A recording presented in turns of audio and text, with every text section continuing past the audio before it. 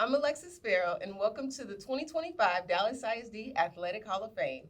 I'm here with an inductee who has had an incredible career in football. His name is Bruce Chambers. How are you doing? I'm doing well. Thank you so much for being here today. Thank you. I appreciate being here. Of course, of course. I mean, you've had a pretty extensive career in football, and I kind of want to go back to the beginning here and talk about your time in Dallas ISD getting into Carter High School. Okay. Okay. Obviously, I played at my high school football at Carter. I remember when I left and went to college, I went back, and Coach James, Freddie James, was my position coach while I was there. And so I guess I was probably maybe a sophomore in college, and may have been during the Christmas break. I went by and visited with Coach James, and I said at the time I really didn't know what I wanted to do, but I did say to him, "Hey, Coach, if I want to coach, would you hire me?" And Coach James said that I sure will. After I got my certification, I went out to Carter, actually came to the administration building, got hired, went out to Carter, and as they say, the rest is history. So it seemed like you and Coach James had a pretty good relationship there. Can you kind of describe that dynamic?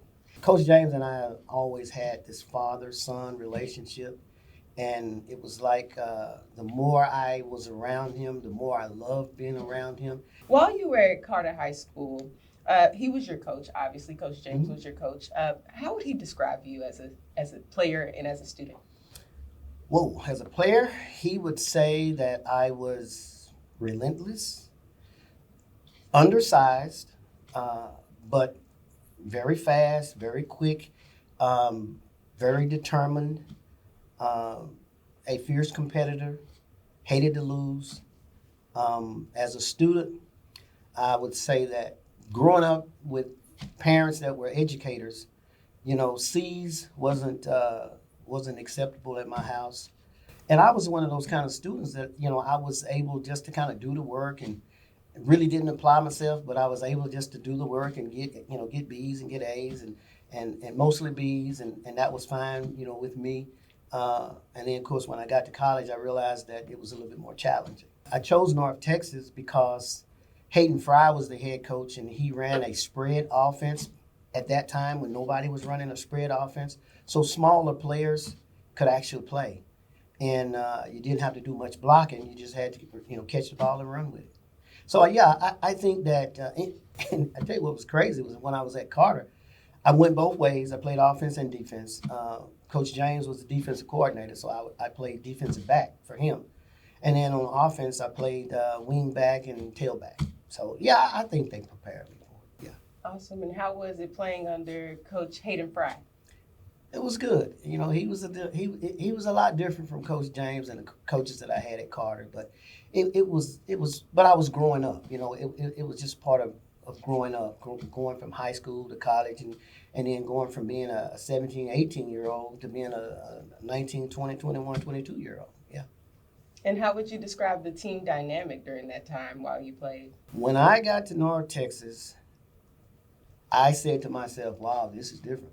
Because on my high school team, it was mostly guys from my neighborhood. And these were guys that I had grown up with. When I got to college, it was guys from all across America and all ages. Because there were some guys that were fifth-year seniors, and obviously I was a freshman. Finishing up college, you said you majored in radio and television. And kind of like, okay, I could be a sportscaster, but then you're talking to Coach James, and you're like, would you hire me? So talk about how he brought you on to that after getting your certification. Well, he said that when we first talked about it, obviously I wasn't certified. And then when I went to Bishop, I stayed in constant contact with him and let him know what I was doing. And I was scared to death because I had played football, but I had never coached it.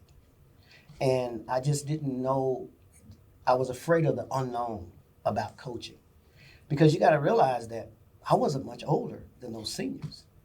And so here I am trying to teach and instruct. But one of the things that I learned from Coach James is he told me this. He said, understand this. Even though that, it's your first year coaching, he gave me a playbook. He said, study this playbook. We talked about drills. And he said, just know this, you know more than they know. And he said, just always be prepared. And so I always, every night at home, I always went over what I was going to teach the next day, both in the classroom as well as on the football field. And so I always tried to stay a day ahead of them. And then, of course, after I'd done it for a while, it started to kind of become second nature. Very nice, very nice. And so during that time under Coach James, did you find yourself kind of taking those football players under your wing, and how was that relationship I now that watched you were him. coaching? I watched how Coach James was so charismatic.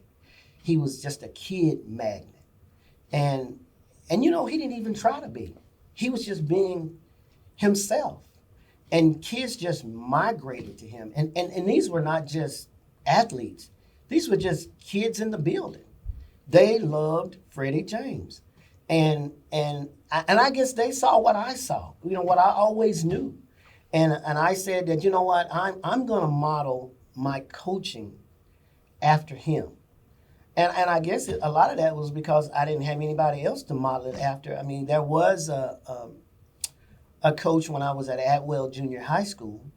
His name was Charles Schaffner. He took a very important interest in me, and he made me feel important. And he kind of started it, and then Coach James kind of took it up after I got to Carter, and obviously treated me the same way. And that's why I always say today, even now in the job that I have, because now in my role now, I coach coaches. What you pour into them is what you'll get out. And if you pour negativity in, you'll get negativity out. And so that's always kind of been my motto. And I learned that from the coaches that I had growing up, how they treated me. After being assistant coach at Carter, now you're head coach for 2 seasons. Yeah. What was the difference there? Wow, being the head coach, it was such an honor and a privilege because those shoes that I stepped into, really big shoes, and I had people ask me, what are you going to change? And I said, what am I going to change? If it ain't broke, why should I try to fix something that's not broke? No, I'm not going to change anything. And so I really didn't. I mean, obviously, I had to replace myself on the staff. I had to hire a coach to replace me, and I did. But, being at Carter was always something very special. And it wasn't just, as some people would say, oh, they got great athletes over there. And we did. We really did. But we had to develop those guys. And so there was a standard that Coach James, that Coach James had implemented this standard. And I really think that it came from Kedrick Couch, who was the first head coach at Carter. And Coach James was the first African-American coach on that staff. And I can remember Coach Kedrick was the head coach when I first got to Carter. And I think Coach James took a lot of things that he learned from Kedrick, and he incorporated those things with things that just Freddie James things. And then when I became the head coach, my mindset was, I don't want to get away from those things. We need to continue those things because we had a great culture. You've had several players go off into the NFL. Did you find yourself getting phone calls from them, maybe giving advice or just some words of wisdom to them at all? Father's Day, I get phone calls, I get texts, a lot of texts from those guys. And I don't have any kids of my own biologically, but I have a bunch of kids. I have a bunch of sons and a few daughters. And on those special days, Christmas and those special days, I hear from them. Yeah, and we keep in touch. And what does that mean to you? Well, it's a special feeling, just to know that you had a part in someone's development. And I tell you what makes me feel so good is that you see them now as adults, and you see them now, they have children of their own. And one of the things that I always used to say to them is that, You want to be a great athlete, I understand that. But be a great father. Be a great husband. Be a great citizen. Wow. Hmm. And did you take some of those words of advice or encouragement to your career when you moved over to the University of Texas? Oh yeah. Oh yeah. Even more so there because now, they're 19, 20, 21, 22 years old. They're now getting ready to leave us and they're going out into life. They're going out into the world. And so even more so then. Oh yeah. And they came, they're coming from all over the country. Uh, they're coming to Austin, Texas. First time they've ever been away from home.